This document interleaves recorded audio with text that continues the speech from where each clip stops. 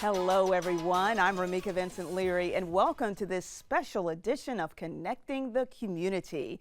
During this episode, we'll take a walk down memory lane, and I'm honored to have you join me. Connecting the Community premiered in February 2022, and since that time, we've highlighted some amazing people and organizations. We've been blessed to foster unity, love, and create awareness while empowering our viewers to achieve their dreams. The entire show will contain a potpourri of highlights from various programs. So, we will kick things off with snippets from our premiere show dedicated to honoring our military veterans. Chris Dosif, chair of the General Daniel Chappie James Jr. Memorial Foundation, is opening the show with specifics about the new Memorial Plaza. Now, there are three major facets that we will see. Why don't you give us a breakdown of each of those items? Sure. We have three major elements to the plaza that we're looking to erect. One is a statue with the pedestal. The second, an F-4 Phantom that we just recently have been assigned by the Air Force Museum. And then a large flagpole. We're looking at about 80 foot with a flag about 20 by 25 feet in breadth. And the key here is that, one, we want to, it's a 10-foot statue, so we want a larger-than-life depiction of our general there and in front of the F-4 Phantom. And the Phantom is going to be painted in the configuration aircraft paint that he flew in Vietnam. So that's how we're looking at it. And the renderings are exceptional. Now, Rob, I know that you and Chris are friends. You've known each other for quite some time. So when you jumped on board and you were asked to help, what was your first impression? Wow, hang on and just wait, because Chris, Never when let I go. met him, he's just like, wow. I mean, so I want to be a part of this, so I appreciate him spearheading this and allowing me to be a part of it. But as far as you're concerned, you know a lot about the museum. We love General Daniel Chappie James Jr., a lot of visuals with that museum. How did you first find out about it, and what impact has it had on you personally? Well, the first time I found out about it, I was just taking a group of students to a trip to Tuskegee, and we went to the museum there, and my question was, why isn't there a museum about Daniel Chappie James in his hometown? Yes. And some friends of mine told me there is one. I was there for the groundbreaking of the museum once it did open, but it just seemed like we didn't get a lot of publicity about such a great American, and we still don't, really know much about him from a media standpoint. It's just so. And so visually, if someone were to walk inside that museum, their eyes would be amazed, correct? Absolutely, but not only about the museum, but the story behind it. Yes. His mother was a very influential person in the community because she taught a lot of the people who are still around here. But the other part about it is that the Flight Academy that's there, and that with the service they provided in teaching younger youth in the community. September 11th, 2001 resonates in all of our minds, I know. Tell us where you were.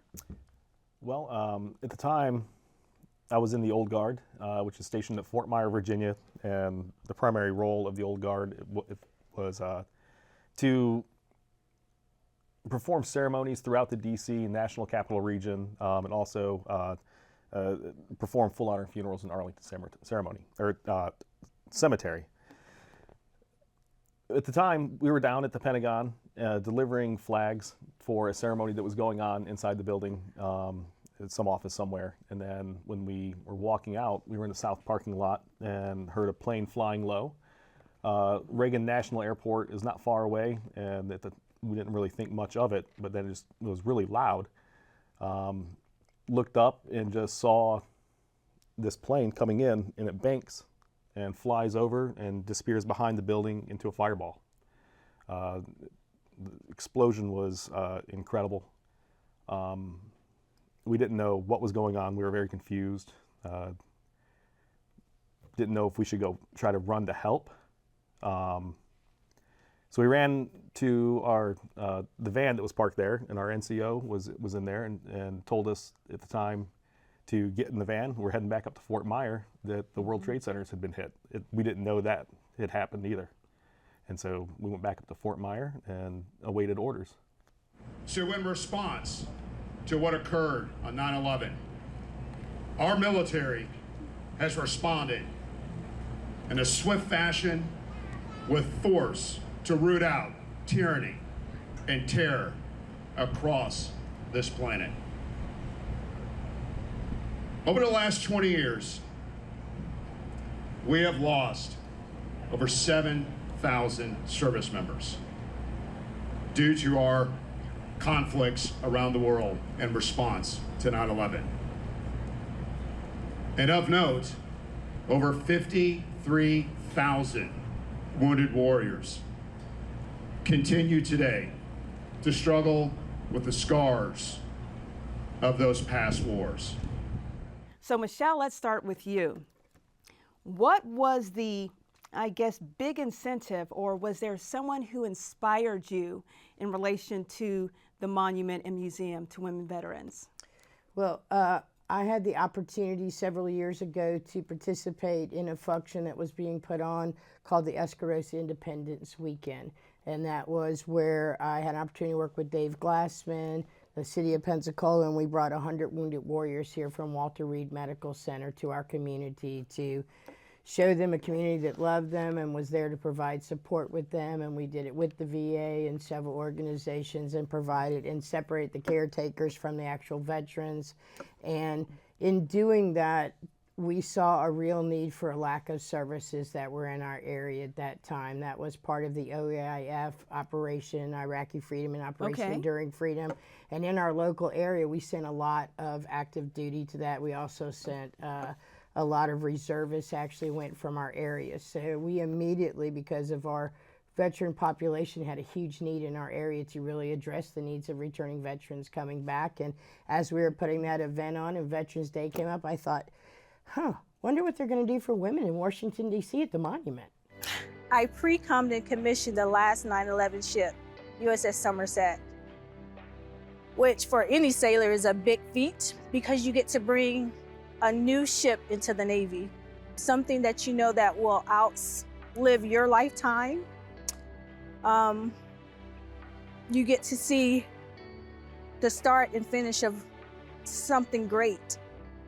And being the 9/11 ship, that was one of my most humbling assignments in my 21 years. I'm happy to welcome a legend, the one and only Rick Outzen. He's publisher and owner of In Weekly and also hosts Real News with Rick Outzen on WCOA News Talk 104.9 FM and 1370 AM. Over the years, he's impacted countless lives for the better. You grow up in Mississippi. If the story I like to tell is in the Delta is, imagine it's so flat. If you stand up and really squint, you'll see the back of your head. It's so flat.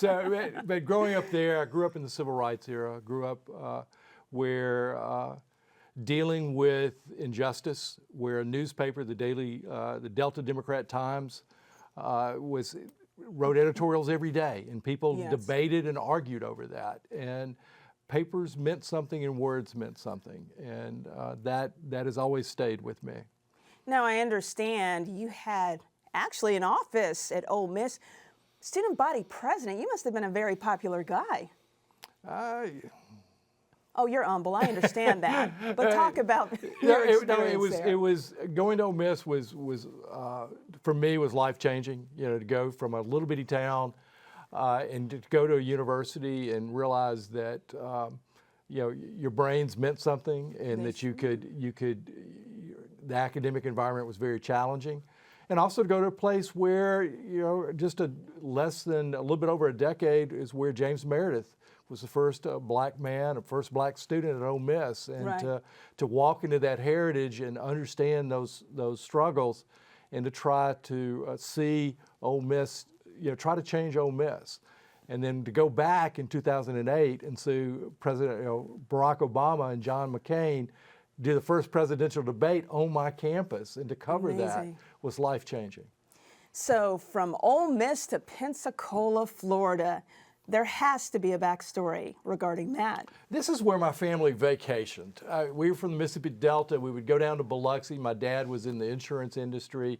And then they would pick out a cinder block house on Pensacola Beach from 1962 all in through up until the 80s when my dad passed away. This is where we vacationed. So we fell in love with Pensacola Beach and Pensacola. We thought it was such a big city, and so all the fancy restaurants were here. And so this is, we kind of got to, the sand got into our shoes, and this is where we wanted to live. Never went away.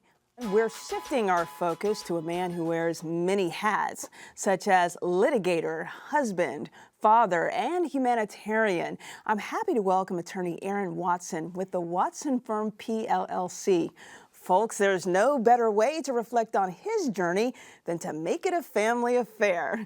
So he's joined by his brother, Larry Watson Jr., pastor of Inglewood Baptist Church.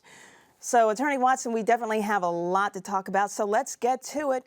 We're going to take the viewers all the way back to your childhood, preacher's kid. Let's talk. Oh, yeah. Oh, yeah. Well, I always tell folks that, we came from humble beginnings. I grew up with a pastor who always looked out for the community, always looked out for his parishioners, always had a big heart, and so, now as an attorney, he used to preach in church. I do my preaching in the courtroom, but we both help people. And no matter who comes in my office, my experience as a preacher's kid, where we would embrace everyone in church has helped me to connect with a lot of my clients. And no matter their background, they're somebody, and they're loved.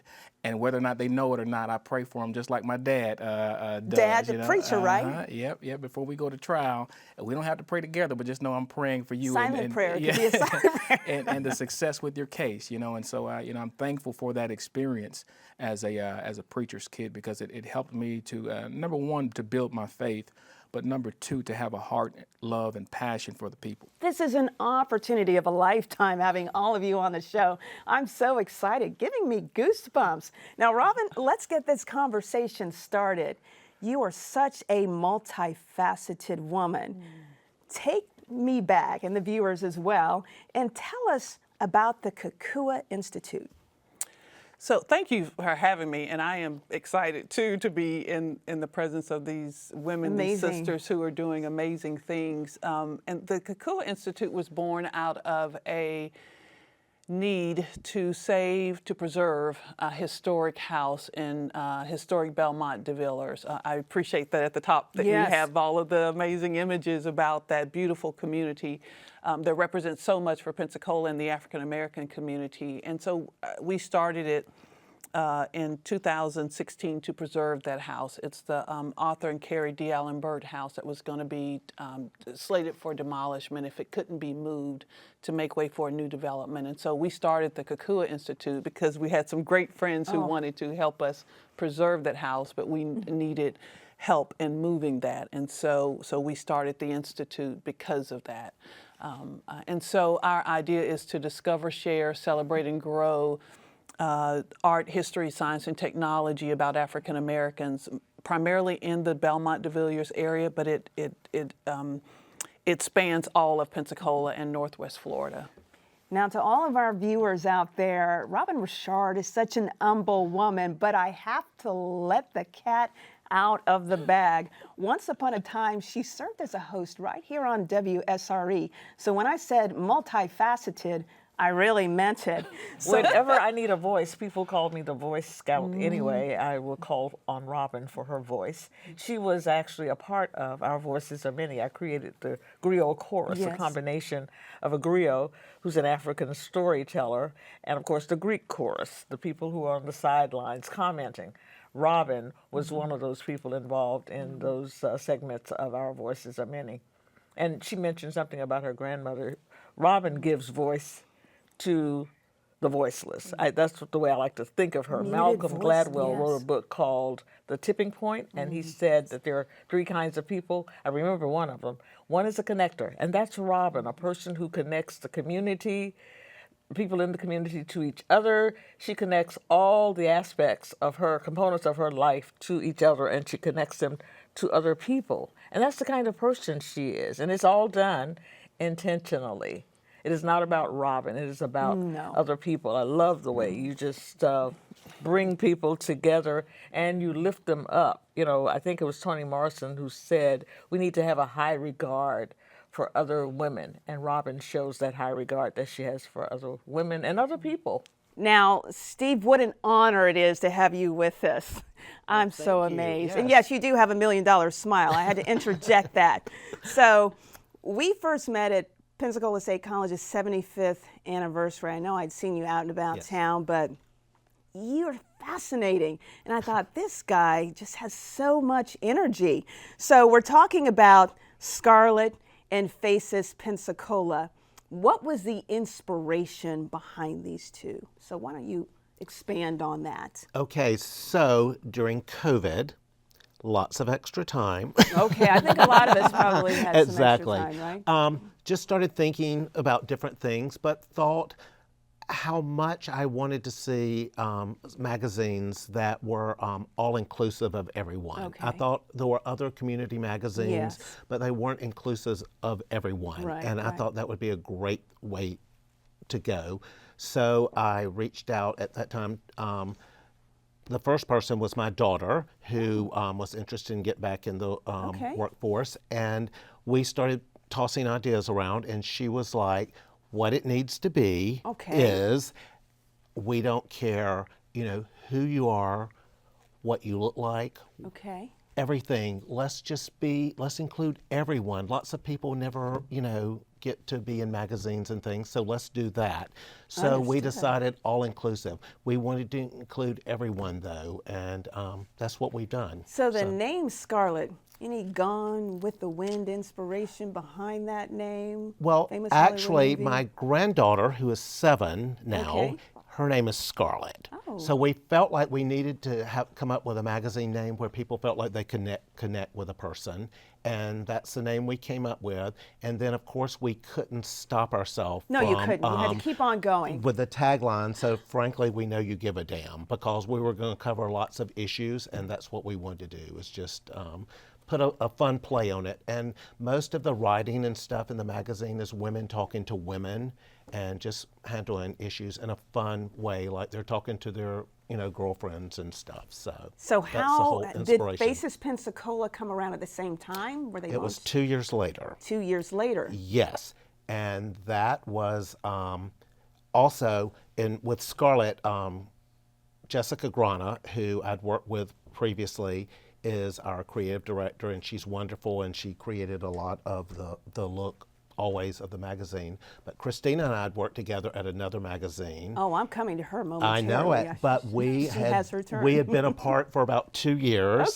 But we stayed in touch, and one day we were just talking, checking in on each other, and we're, you know, she was like, I love what you're doing in Scarlett. I'd love to see more of that. And I'm like, that's what we want to do, because we want to be all-inclusive with Faces Pensacola too. We want everybody to be included. Well, we're going to explore autism and what it is specifically in just a moment. But viewers, here at WSRE, we held an event recently called Amazing Kids Day.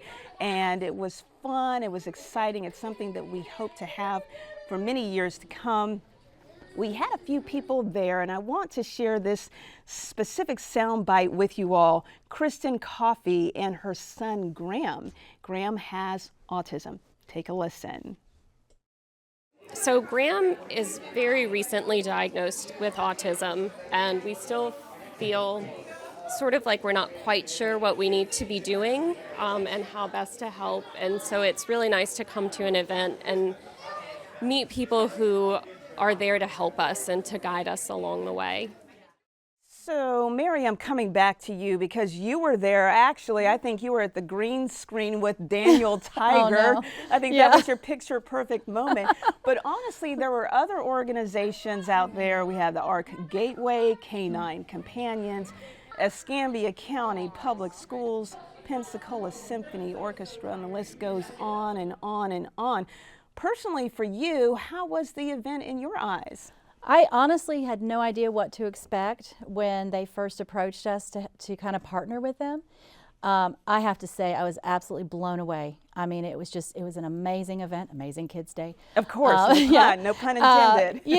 But it was just fantastic. I couldn't believe the number of families who came. It was a nice steady flow, and it really, I believe it's an event that should happen every year because it was extremely enjoyable, and I love seeing all the kids. And I think we're taking that hint, folks. Dana, moving over into your worlds at Lakeview, $1 million question. Our viewers want to know, give us a definition of autism, and let's just expand into maybe telltale signs, things that anyone can look for if they're a parent. Yeah, happy to help. And I want to say too that if you know one child with autism, you know one child with autism because it can look different. It is a spectrum, so it's a broad range. So symptoms could look from the mild to the higher level, and depending on each one. But things to look for is no conversation, little babbling as they're little, no eye contact. They're looking for that social interaction, which is they're really about interested in other people. It's more not making friends as they're younger. It could be more interested in objects, but not objects that you can play, typical object play. So it's lining things up, atypical behavior you would see as well.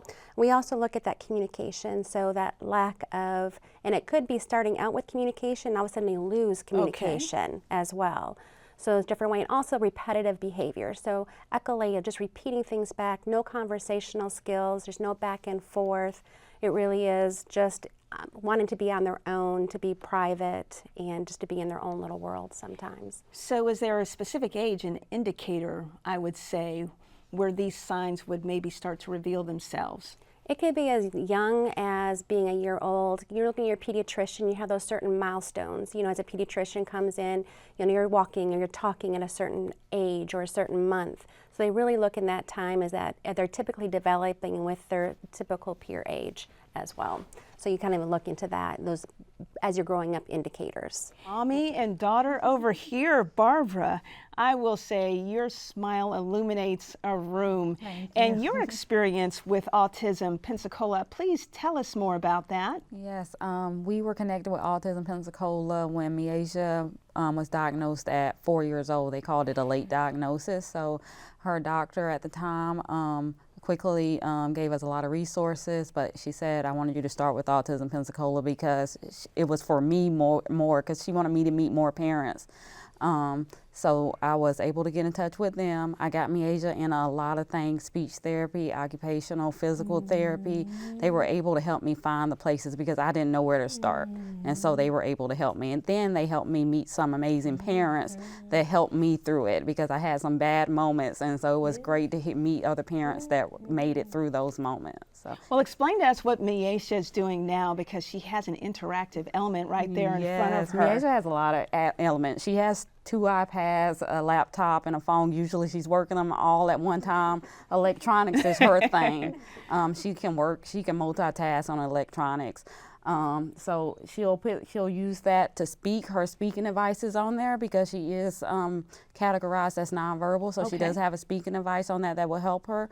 She also has that on her iPhone that she can use. Her earphones are for multiple things. One, if she's in a place with a lot of people, she's able to put those earphones on, and it helps to keep the noise away from her. So she doesn't feel so closed in. It helps that. And it helps her also to calm down. So if she's really stressed, she can put those earphones on and their noise concealer. She can't hear anything in there.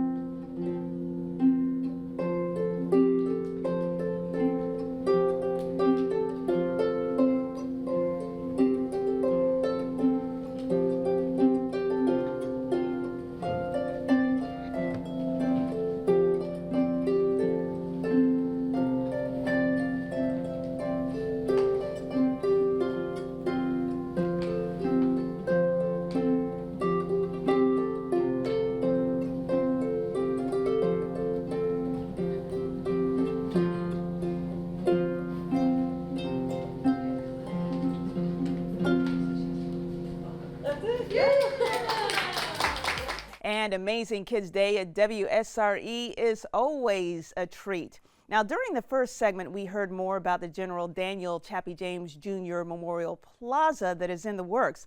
Now, during this segment, we're going to kick it off with General James's only surviving child, Claude James, with a compelling story. Plus, you will see a potpourri of information from some of our nonprofit organizations. Now, viewers, Claude has an amazing story that he's going to share right now. Let's take everybody back to 1969, Muammar Gaddafi, Libya, and your dad. Let's hear it. Okay, hit it. Here we go. The deal is, I was 15 years old. There's a base in Wheelis, a base in Tripoli, Libya called Wheelis. And at that time, it was a very important base because that's where we practiced with our allies bombing and all those things that fighter pilots have to do really well out in the Libyan desert. We had a 3-year further lease on that base. When Gaddafi rose to power, Gaddafi was a wild colonel. Really, everybody knows pretty much that he was pretty nutty. And he rose to power as a bully and scared off the king. The king was named King Idrisi. The king left. Gaddafi had his coup right as Dad took over the base.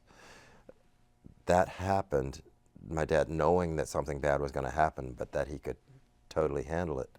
And to this day, I've had people come up to me and say, we were scared, completely scared about this situation, being taken hostages, until we heard your dad was taking over the base, and then we knew, oh, this is going to be all right. Sure enough, Dad comes in, takes over the base. Gaddafi has his tanks come up and surround the base. The Libyan army tanks surround the base. He didn't think we were taking him seriously, so one day he decides to run his tanks in the front gate and out the back gate of the base, right through the housing section. You don't do that to Chappie James. And first of all, you got to understand, Dad was very confident. He had achieved so much in spite of things that should have kept him from achieving. He went on and on and on, and he got better and better and better, and people followed him. And what had happened was, at that point, he told the other people around him to have that SOB meet me at the gate. And he went to the gate. My dad, this is why they call Dad the Black John Wayne. All right. Which he didn't like that name because John Wayne was an actor. But he put on a .45 pistol and walked out between two trucks. We didn't have tanks. We're an Air Force base, but we have those huge fire trucks. Nose to nose, let the air out of the tires so the tanks can't come right through. He puts on a pistol and walks out between these trucks, confronting a line of tanks with Gaddafi, and he talks to Gaddafi. This is my version, what I've heard of the story. Am I good so far? Because he knows some other details I don't. But the thing is, I heard that Dad confronted Gaddafi, and the thing is, Dad was the biggest fighter. On top of that, he was the largest fighter pilot in history. He was 6'4", 260. These days, you wouldn't be able to be a fighter pilot that way. You got to be about 5'10". But anyway, he's talking to Gaddafi, and Gaddafi was very nutty. He liked Patton, and General Patton. Patton had those pearl handle pistols that he wore. He had those made for him. He had weird looking pistols, and he kept making this little move as he's talking to Dad. And at one point, I heard that Dad said to him, "If you put your hand any closer to that pistol, I'm going to drop you right where you stand." And he didn't mean shoot him. So he's a huge man. And Gaddafi blinked. And at that point, it was clear that we weren't going to be taking hostages, because up to now, up to then, it was thought that we would be the first hostages of an Arab state, not the thing that happened later in Iran with President Carter. It would have been us in Libya if Dad hadn't backed him down. From then on, Gaddafi went through the embassy. He gave us the 6 months. We demanded 6 months to get everything out of there. He wanted the jets. He wanted us to be prisoners. When Dad backed him down, he changed his tune completely, got us out of there. 6 months, planes gone, everything back to the States. And when we came back to the States, Dad went to the Pentagon, and that's when he got his first star of the 4 stars that he got. Oh, my. So that's my Gaddafi story. Now, what a fascinating story that was. Colonel Lewis, I know you probably have a couple of details that you can add, because that's what Claude said. Am I right? That's correct. It's an amazing thing because for the first time, that kind of confrontation with an Arab leader who was just, excuse the expression I've heard before, hell-bent on making an example of the weak Americans. Chappie James was anything but weak. Anything but. And you have to understand that one of the things I've learned from him over the years was the idea of you absolutely educate your folk, you inspire them, and you motivate them to follow you, to get the things done that need to be done. He was a great example of that. In fact, there are fighter pilots who were classmates of mine who said, we would have followed Chappie through hell with the gasoline shorts on, and that's the clean version. But it's amazing the impact that he had on so many lives because he wore his patriotism on his sleeve. On his sleeve. He was an American. He wanted folks to know that. He was a proud American, and I'm someone who's young enough to understand. Our viewing audience really wants to know, general overview, what is Alzheimer's? So Alzheimer's is not a normal part of aging. That's really important for everyone to know. It is a progressive brain disease that starts to affect memory, thinking, behavior, and it is not a normal part of just the aging process. And so it's a disease that we need to try to find treatment for and find a cure for. So some might say, what are the telltale signs, right? Yes, and that's one of the questions that we get a lot. And what people usually see is disruptions in memory, right? Okay. Someone not being able to remember things that they were remembering well before. Or it may be issues doing or problems doing familiar tasks that they didn't have a problem with before. And so it begins there, and many times families may notice it, and then that prompts them to try to see what's going on, what's causing that person to have these types of symptoms. So Andre, when I visited your website, I was reviewing a few details. It's interesting the impact on our viewing area or audience. Elaborate on that a little bit, please. It is, and it's certainly an impact that can't be denied. When we look at the numbers, we know that 1 in 8 Floridians who are age 65 or over are impacted and have Alzheimer's. And we also know that it's a disease of age, and so around age 65 is when we normally start seeing it. And after age 65, every 5 years, the risk doubles. And so it's certainly something that's impactful, not only to the person that is getting or experiencing it, but to the family, because they bear the unpaid caregiving load with 827,000 of them taking care of someone who has Alzheimer's. All right. Now, Chastity, you have an amazing story, the founder of Axles for Alzheimer's. And when I was looking at some of the images, these old cars from back in the day, so what piqued your interest in the Alzheimer's Association? Well, we had a suspicion back around 15 of my mother-in-law having the disease. In 16, I was part of an organization and we formed a team with the walk. And 17, we became caregivers in our home. So it was directly affecting us, and we got to see the horrific effects of the disease firsthand. Smiles all around, right, Kathleen? Absolutely. So give us an overview of the Miracle League of Pensacola. Well, the Miracle League is a group that's basically set out to ensure that every child gets the opportunity to play baseball. I love that. Yeah. What would you say the mission is? The mission is so that every child can play baseball regardless of their abilities or disabilities. Right, so you have the little ones out there, right? And then you, as they progress to a larger role in the organization, or let's say they reach their teens, then they have another amazing experience on the horizon. I noticed in some of the imagery with the youngsters, I'm going to say the toddlers to an extent, that had the plastic bats, right? Yes, we have the littles group that's from age 3 to about 12 or 13. And we have 4 teams in the littles, and they use anything from the very large plastic bats to a couple of them can hit well, and so we have a few aluminum bats for them.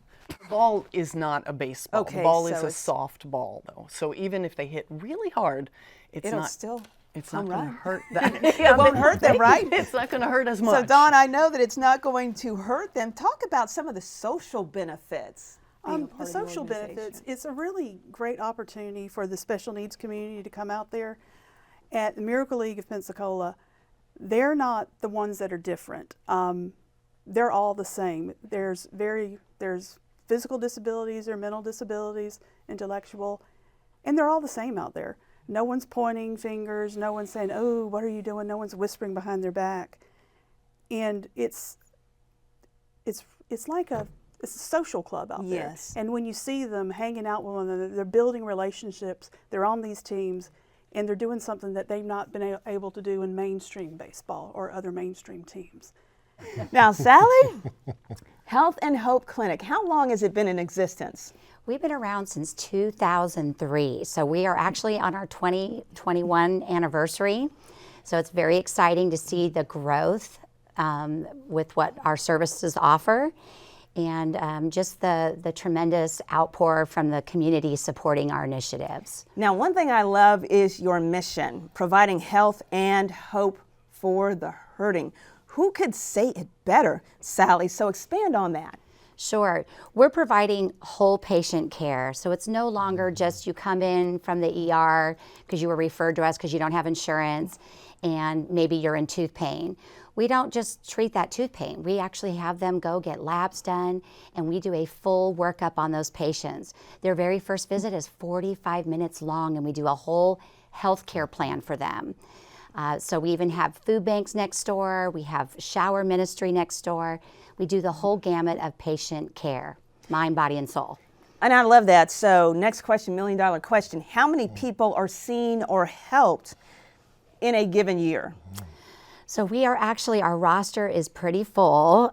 We are up, when I joined the clinic 5 years ago, we were sitting at about 650 patients. We now just hit the 1,545 patient mark from 2023. So that was for a full year. Those are called unique patients because we don't want to double count them. And we did about 15,000 patient visits. So it's a lot coming through our door every single day. Dr. Listow, stepping into your world, because right here at Pensacola State College, and you and I are colleagues, we help our students. So first of all, tell our viewing audience a little bit about what you do in your role at Pensacola State College, and then explain to us what Pirates Care is. Absolutely. So we are really fortunate at Pensacola State College to have our Pirates Care Student Resource Center, which is essentially a one-stop shop for assisting students with any basic needs support they may have. So within the center, we have our campus food pantries. We partner with Manna to provide us with bags of food for our students, as well as household and hygiene items. We also have a campus career closet, so students who are trying to get jobs or internships, or who maybe just need some clothing, have access to free clothes that they can get in our center. We also have assistance with transportation, so helping students with bus passes or gas cards so that they can get to class. And then we have space for student parents to bring their kids into our resource center. And then there's computers so that they can study and be in a safe place and environment for their families. And then we also offer counseling and case management as well. All right, let's talk about the mission. Oh, well, really the mission is to give these young people a language so that they can begin to speak about what's going on in their world. You know, oftentimes, and I have a 10-year-old daughter, they know things are happening, but they don't necessarily have the language. And we found that theater is a way to give them that language, a language of collaboration, a language of virtues, a language of character. Henry Box Brown was an enslaved man that mailed himself from Virginia to Philadelphia to freedom. And he was also a musician, community, an activist as well, an abolitionist, eventually after he escaped and toured the world, talking about the horrors of the American chattel slavery system. And so we were approached by our young people, and first off in New York, and they said, well, where are the stories about us? Yes. Mayor ran into a book called Henry's Freedom Box. Okay. And started calling friends that we knew in various churches across the city of New York. And we said, okay, we're going to turn this thing into a story for our young people. So it was really inspired by a request from our kids. And so he eventually, mailed himself to Freedom, and when we started researching the story, these folk tales, these slave narratives and different things, we just were so inspired by those things, and now we're going to Broadway. Now, Laura, let's start with you. From 1924 to 2024, 100 years. What thought comes to mind? That's amazing longevity for any organization, especially a nonprofit, when you consider how different our community is from 100 years ago. Absolutely, and I was looking at the mission statement online, and fighting for health, education, financial stability. Why don't you elaborate a little bit more about the mission? Sure. So our mission is to unite the community and leverage resources to improve lives. And we do that in a variety of ways.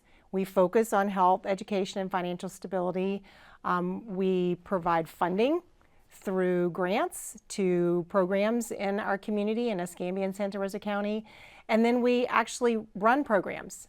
So our goal is to create solutions to challenges that our community faces, and do that through funding and programs. Now I have to step over into the world of David Alexander III, good friend of mine, former Pensacola police chief, and I must say one of the nicest guys I have ever met. You are so amazing. And when I found out that you had transitioned to the Northwest Florida Area Agency on Aging, I was excited. So talk about the mission of the organization and how you became involved, that transition, right, from law enforcement to this.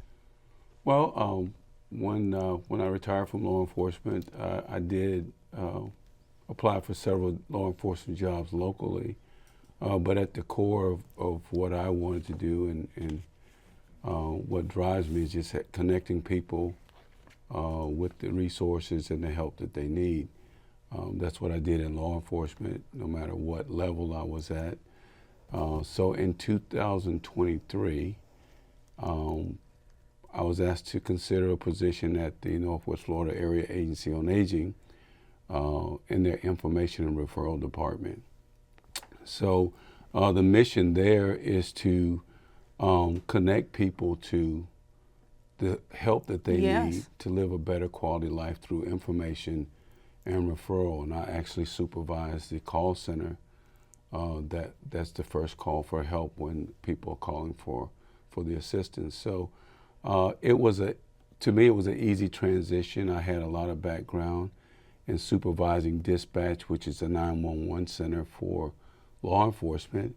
And to me, it was an easy transition. It's just that we went from emergency response to it's a much more detailed process.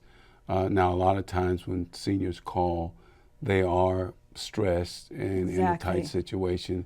But what we do is pretty much by referral into an assessment process, or we actually provide them with the information they need. I'm on Social Security. After I'd pay all my living expenses and everything, I would hardly have any, money left for food. And then someone told me at the community center there, they served hot lunches every day. That's when I started, being introduced to Meals on Wheels, food that is delivered to, senior citizens. Now they have Meals on Wheels for pets, so she gets food too from the Council on Aging. What has really touched my heart and meant a lot to me is when Council on Aging got with Peden and rebuilt my AC unit and put in a new thermostat. It makes me feel good to know that there's an organization out there that cares about us seniors. There's something about helping someone who thought they had been forgotten, who thought that they didn't matter anymore, who thought that their time was up, that is just so special. But then someone walks into your life with an air conditioner or a meal or even just a smile and offers to spend a couple hours with you talking about the good old days. Suddenly you matter. suddenly your life has purpose again, and suddenly you have a reason to wake up in the morning. And I think that's what I really love about Council on Aging.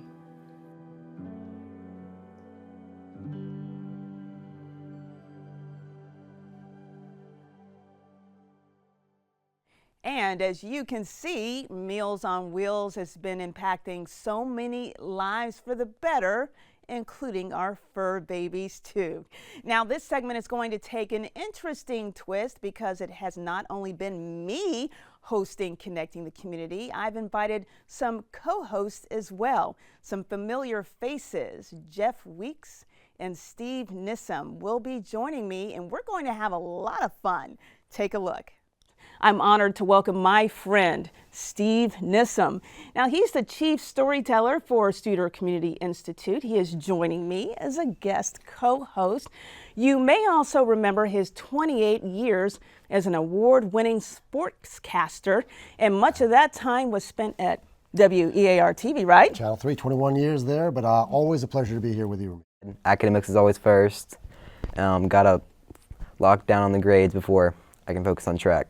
Now, you told me in the green room that you have a desire to someday run track at Alabama. Why is that?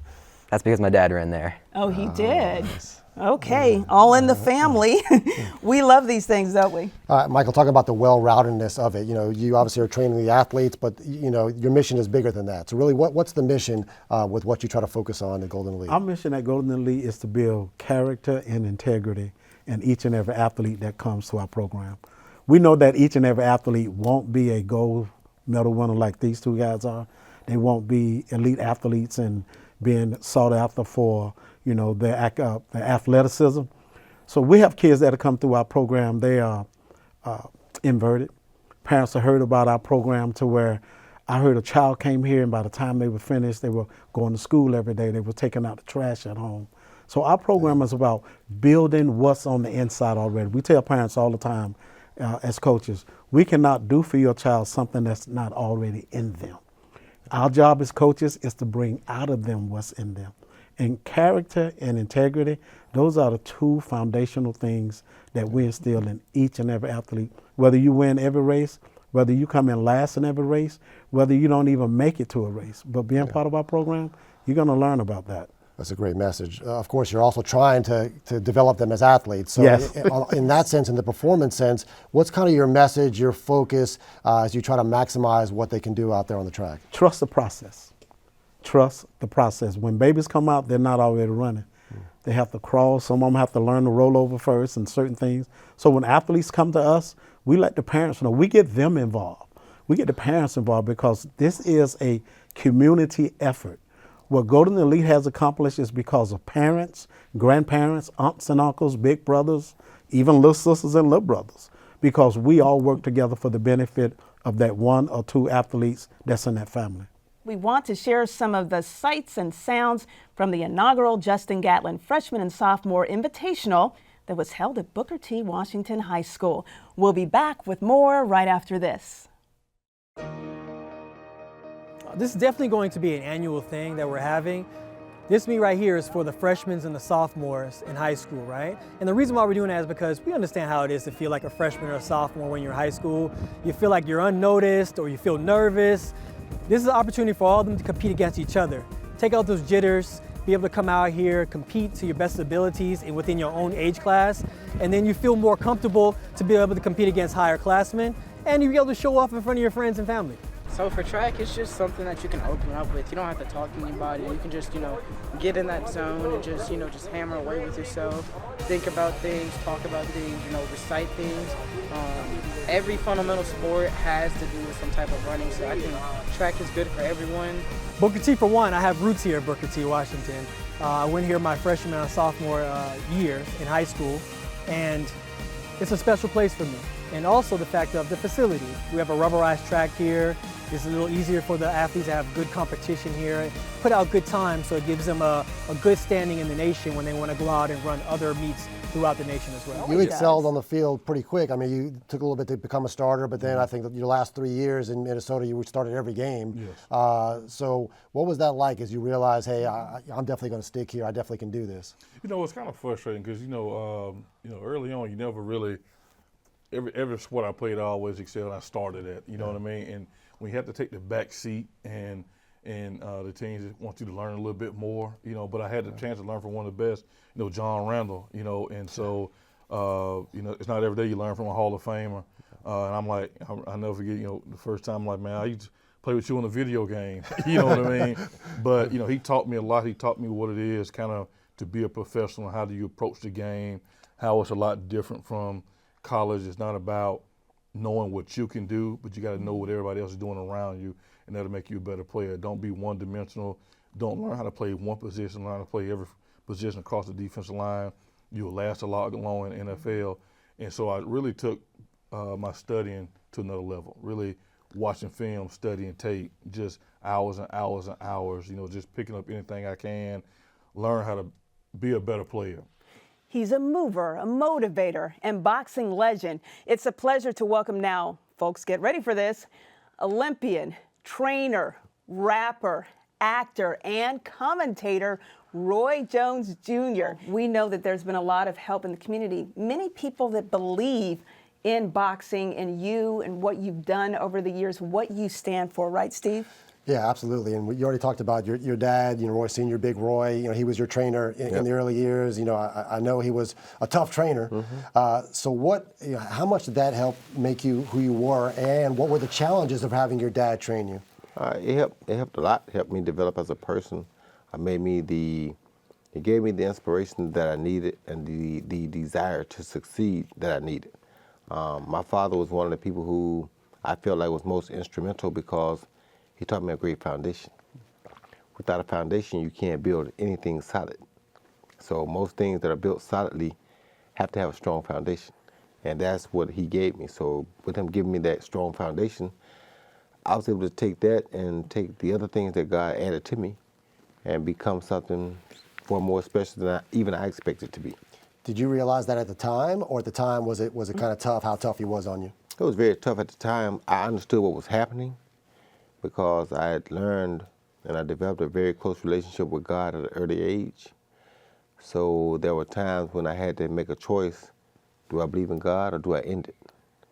And I stuck with my belief in God because God would always put it on my heart that if you keep persevering, you're going to make it.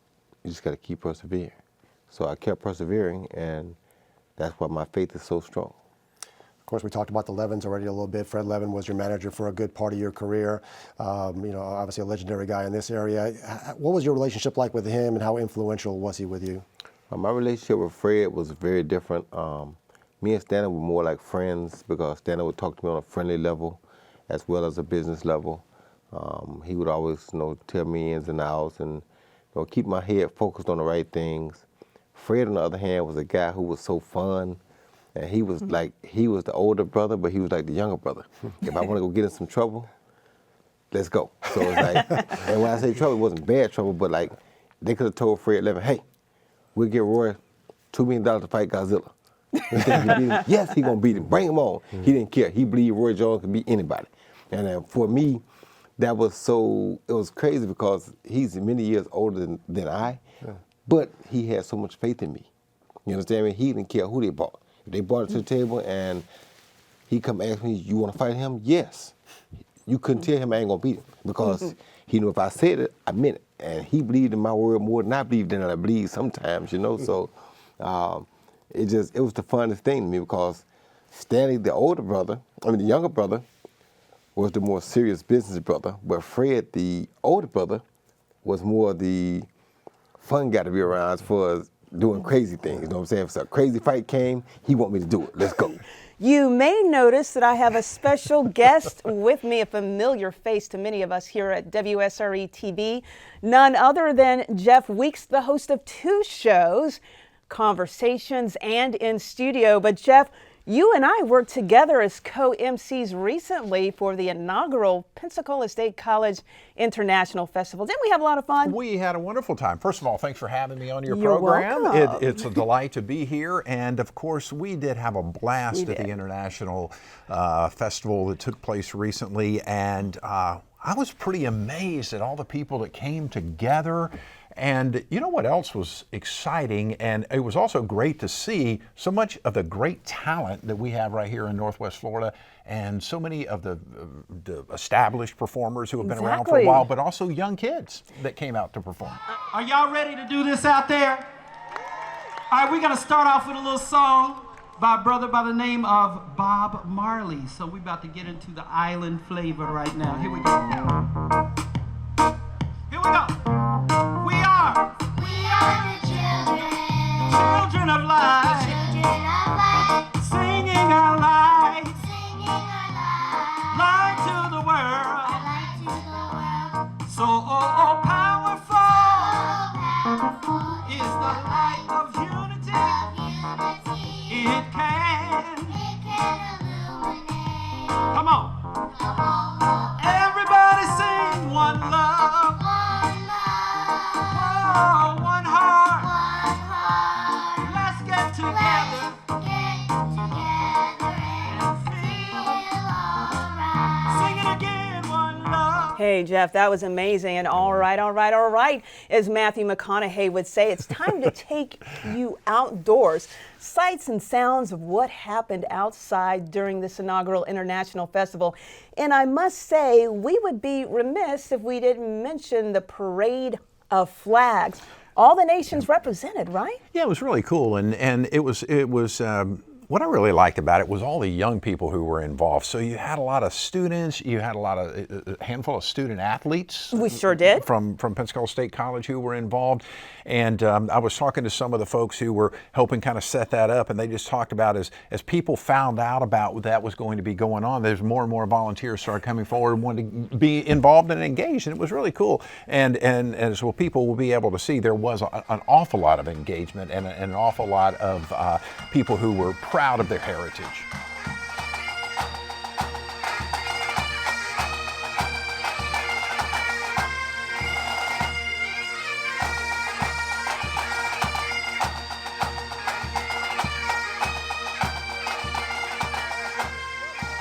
We had a great DJ with our friend Corey, the People's DJ, keeping things moving along throughout the day. But the headliner, Larry Watson, and oh my goodness, what can I say? Yeah, Larry just has he's one of those guys clearly who has an awful lot of charisma when he goes on stage. Right beside me, I won't forget. I really love. You should know I want to make sure I'm right, girl, before I let go. You pull up in coat tennis, in boots and sports tennis. Sit up on the squad with me, black on black pendants. You saying champagne, so we do our own thing, yeah. So Dirty Diana, singing all this and then no rain. Folks, we had a great time reminiscing. Thanks for taking this walk down memory lane with me. I'm Rameca Vincent Leary. Remember to keep it locked in right here on WSRE, PBS for the Gulf Coast.